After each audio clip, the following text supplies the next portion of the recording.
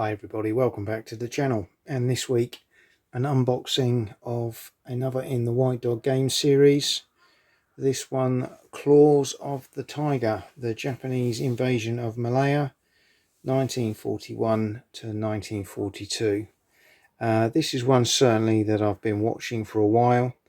The artwork alone jumped out to me, and the fact that there aren't many games on this period of history.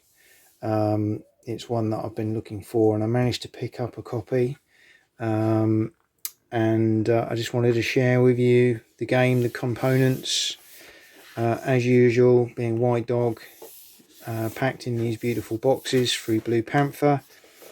If we can see here, it's a 1 to 2 player game with solitaire suitability, playable over 1 to 3 hours, with a medium complexity. Designer is Steve Pohl, and Michael Kennedy, as always, is the producer, with some beautiful artwork from Jose Fora and Jonathan Carnell.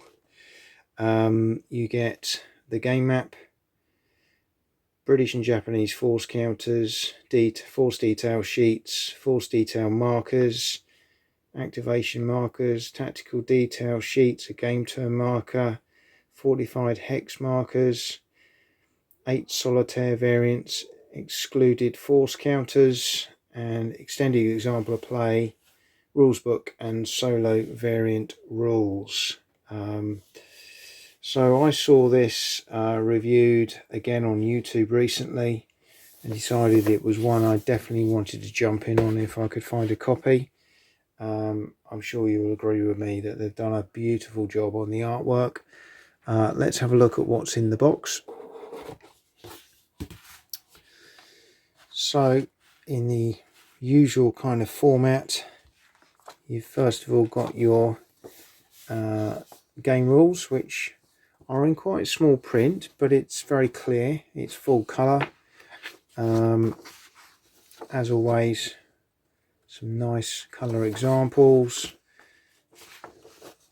Quite a lot of rules on each page, but having had a read through, I don't think you'd find it too difficult once you get it on the table. Probably the most complex part of the game is the combat sequence, and once you get your head around that, it's quite straightforward, but the rules themselves are about 8 pages, so not too bad at all there. You then got an extended example of play, which I have had a read through, and it's really useful. Kind of gives you a really nice flavour of how the game works in operation. And when you read that, you think, yep, I'm ready to get some counters on the table and start playing, so that's good. I haven't had a chance yet to have a look at the solo variant, but that's just on a double back page. But again, I'm sure that will be quite interesting to see how that works. I believe with the solo variant you can only play the British player. The Japanese are AI operated. I did see someone on Board Game Geek was hoping to write a set of solo variants where you could play the Japanese, but I don't think that's materialized as yet. So the counters in this game have been punched. I punched the rest of them when I received it, and there has been some discussion online around the counters. There's pros and cons with the counters. So for example, let me just grab out one of each type so you can kind of see how these operate. Yep, I've got one of these ones as well. You'll see there's predominantly orange and yellow, so they represent the British or the Japanese. So this one, for example, is a armoured counter. Now these are obviously Blue Panther, really nice thick chunky counters, and you'll see the strength numbers. Let's try and zoom that in a bit better. There you go.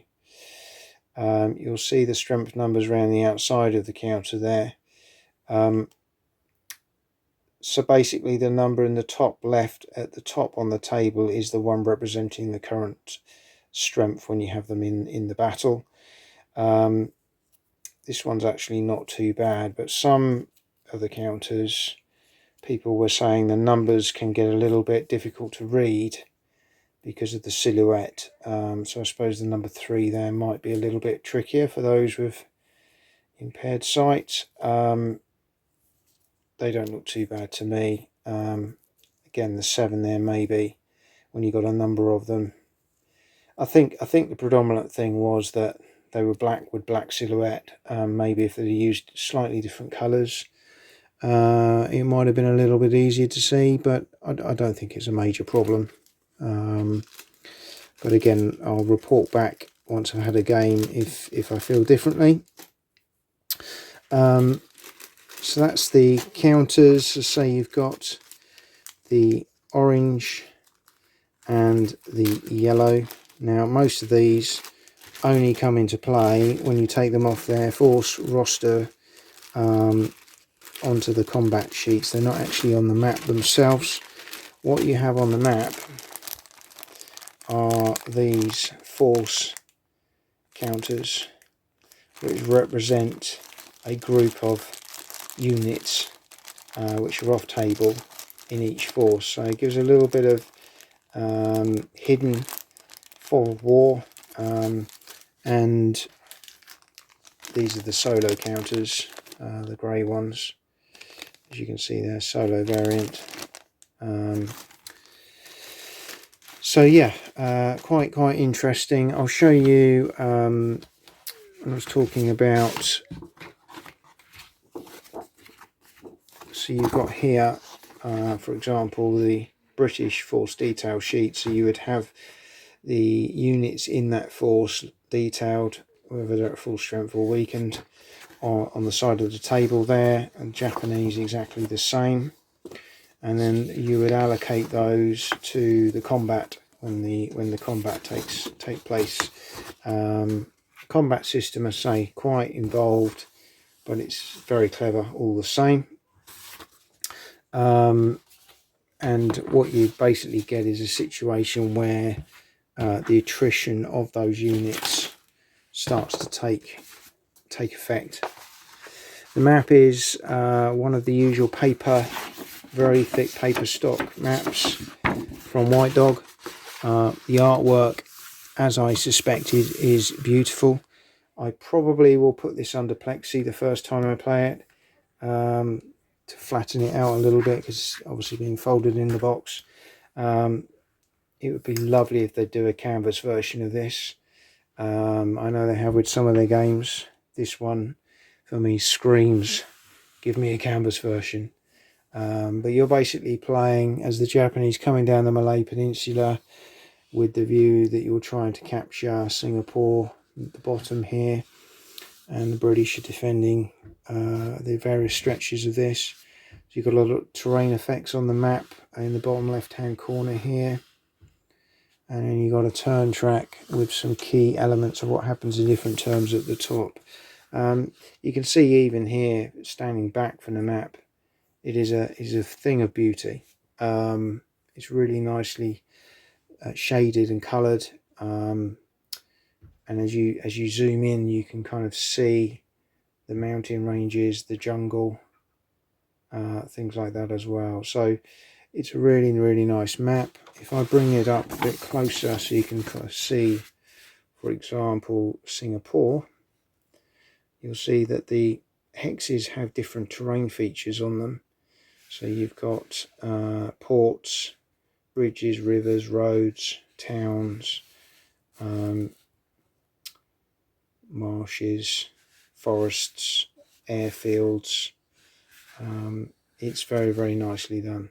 Beautiful map.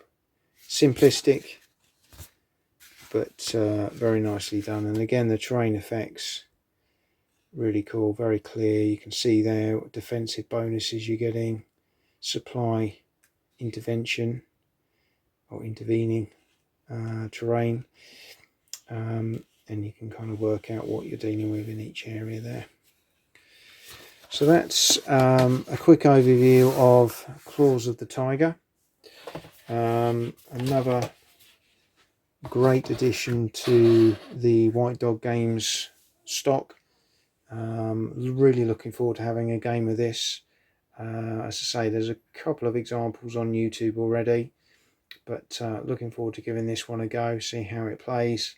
And another one on the shelf of my growing White Dog and Hollandspiel collections. I do love their games. I'm sure this is going to be another cracker. But I hope you've enjoyed this short video unboxing, and hope to see you all again soon.